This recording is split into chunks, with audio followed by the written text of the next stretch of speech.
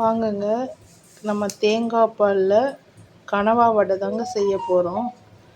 இப்போ அரை கிலோ கனவா இப்போ அம்மா கழுவிக்கிட்டு இருக்காங்க. நான் அப்புறம் கழுவுனோடனே கனவாயை கட்டுறேன். இப்போ 2 பெரிய வெங்காயங்க, கொஞ்சம் கருவேப்பிலை, கொஞ்சம் சோம்பு, பெருஞ்சீரகம், சோம்பு அப்படின்னு என்ன வேணால் சொல்லலாம். அதில் ஒரு 2 ஸ்பூன் நச்சு வச்சுருக்கேங்க. ஒரு 3 பச்சை மிளகாய் கட் பண்ணி வச்சுருக்கேன். இதுக்கு நான் தேங்காய் பால், ஒரு தேங்காய் பால் எடுக்க போகிறேன். ஏன்னா அரை கிலோ கனவா தான். அப்போ அதுக்கு நம்ம ஒரு தேங்காய் பால் போதும். இதுக்கு மிளகாத்தூளுங்க. மிளகாத்தூளை வந்து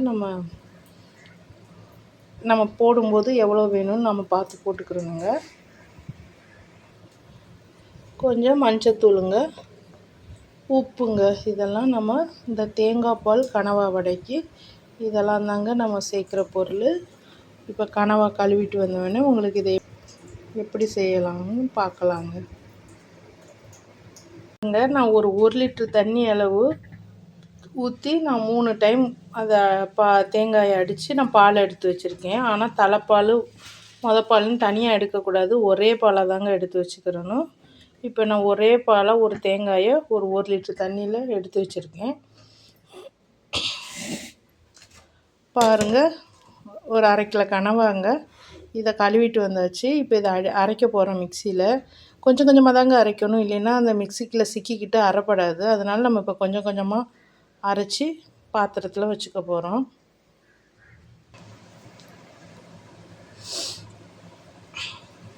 பாருங்கள், இப்போ நம்ம கனவாயை அரைச்சிட்டோம்.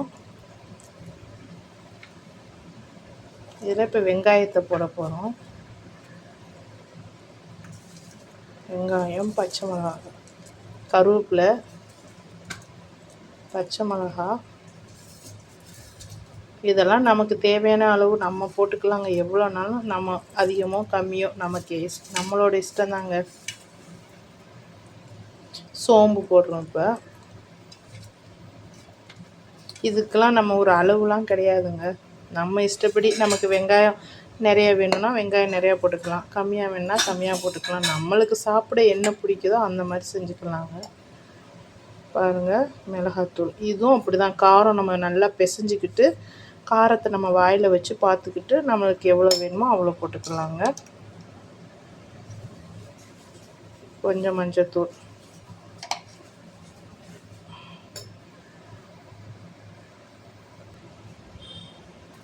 பாருங்கள். இப்போ உப்பு போட்டுக்கிறோங்க. இப்போ இது எல்லாத்தையும் நம்ம பிசைஞ்சு நம்ம கரெக்டாக இருக்கா எல்லாம் அப்படின்னு பார்த்துக்கிறோனுங்க. பாருங்கள், இப்போ நம்ம தேங்காய் பாலுங்க, இதை வந்து அப்படியே சட்டியில் ஊற்றி அப்படியே நம்ம கொதிக்க வைக்கிறோங்க. நான் அடுப்பில் வச்சு இப்போ கொதிக்க வைக்க போகிறேங்க. இது நல்லா மலன்னு கொதிக்கணுங்க. இதில் நம்ம எதுவுமே போடக்கூடாது. எடுத்த பாலை மட்டும் சட்டியில் ஊற்றி நம்ம கொதிக்க வைக்கணும். வேறு இதில் உப்போ உரப்போ எதுவுமே சேர்க்கக்கூடாதுங்க. இப்போ பால் கொதிக்கட்டும். பாருங்கள், இப்போ நம்ம இதை நல்லா எல்லாம் சேர்த்து பிரட்டிட்டோங்க. இதில் உப்பு உரப்பு எல்லாமே நமக்கு கணக்காக இருக்குங்க. நம்ம இப்படி பக்கத்தில் ஒரு பாத்திரத்தில் தண்ணியும் வச்சுக்கிறோங்க. ஏன்னா இப்படி கையை கழுவிட்டு தண்ணியை தொட்டு தாங்க இதை இப்படி எடுத்து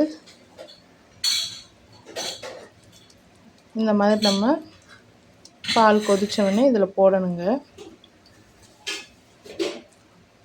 இது வந்து கனவை ரொம்ப நைஸாக தான் அரையணும்லாம் இல்லைங்க. கொஞ்சம் 1 2 இருந்தால் கூட அப்போ தாங்க நல்லா பாலெல்லாம் உள்ளே போய் நமக்கு இன்னும் நல்லா உள்ளே ஜூஸியாக இருக்கும்.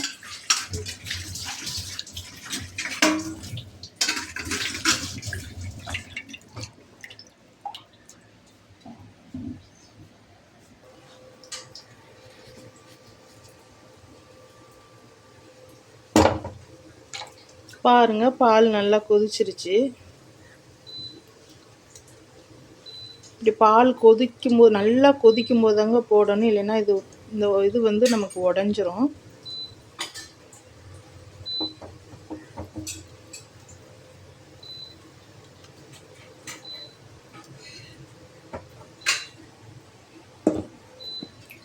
இப்படி தண்ணியை தொட்டுக்கிறோனுங்க. இப்படி உருட்டி உருட்டி நம்ம இதில் போடணும்.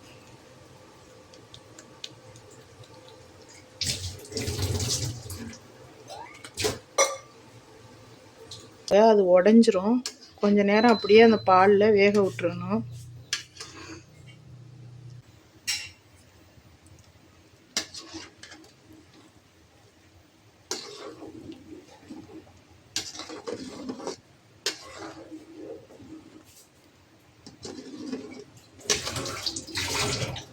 பாருங்கள், அப்பப்போ கொஞ்சம் நம்ம மெதுவாக அந்த கனவா வடை உடஞ்சிராமல் நம்ம கிண்டி விட்டுக்கிறோனுங்க. அடி பிடிச்சிடாம. இப்போ அடி பிடிக்காது, இது வேகட்டும்.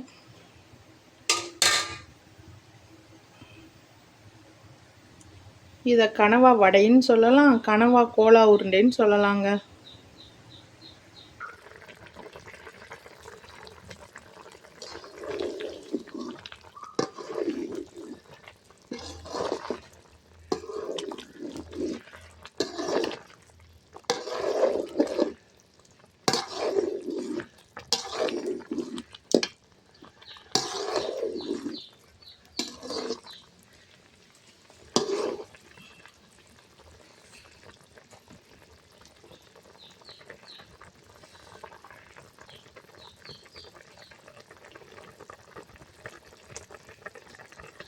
பாருங்கள், இது நமக்கு நம்ம மூடக்கூடாதுங்க. மூடி வச்சா சீக்கிரம் நமக்கு பால் வற்றாது. நம்ம மூடாமல் தாங்க இதை வற்ற வைக்கணும்.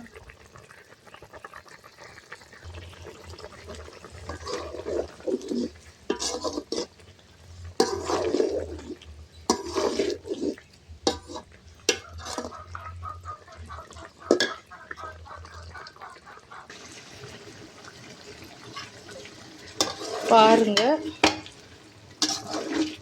கனவா கோலா உருண்டை ரெடி ஆயிடுச்சுங்க. தேங்காய் பால் கனவா கோலா உருண்டைங்க. இதை நம்ம நல்லா ட்ரையாக ஆக்கியும் சாப்பிட்லாங்க. நல்லா வற்ற வச்சு அப்படியே எண்ணெயெல்லாம் வந்துருங்க. அந்த பாலில் உள்ள எண்ணெயெல்லாம் பிரிஞ்சு வந்துடும். அந்த மாதிரியும் நம்ம ட்ரை ஆக்கலாம். ஆனால் என் பசங்களுக்கு இந்த தேங்காய் பாலோடு இருந்தால், ஜூஸியாக இருந்தால் தாங்க அதுகளுக்கு பிடிக்கும். அதனால நான் கொஞ்சம் தேங்காய் பாலோட ஜூஸியாகவே எடுத்துருவேன். இதே என் தங்கச்சி பசங்களுக்கெல்லாம் நல்லா ட்ரையாக ஆயிடணும். ட்ரை ஆகி எண்ணெய் வெளியே வரும், அந்த பாலில் உள்ள எண்ணெயெல்லாம் பிரிஞ்சு வந்துடணும். அப்படி இருந்தால் தான் அதுக சாப்பிடுங்க. ஆனால் என் பசங்க பாலோடு இருந்தால் தான் அதுகளுக்கு பிடிக்கும். ஏன்னா ஜூஸியாக இருக்கணும். இப்படி சாப்பிடும்போது ஒரு ஜூஸியாக இருக்குங்க. இது அப்படியே சாதம், மீன் குழம்புக்கு இதை தொட்டுக்கிட்டு சாப்பிட்டா அவ்வளோ அருமையாக இருக்குங்க. அப்படியே சாதத்தில் போட்டு பெரட்டி சாப்பிட்டாலும் சூப்பராக இருக்குங்க. பெரும்பாலும் இது நம்ம காரக்குழம்புக்கு சாப்பிடும்போது நல்லா இருக்கும். பாருங்க, பார்த்தாலே வாய் ஊறுதா. தேங்காய் பால் கனவா கோலா உருண்டைங்க. செஞ்சு பார்த்து சாப்பிட்டுட்டு எப்படி இருக்குன்னு சொல்லுங்கள்.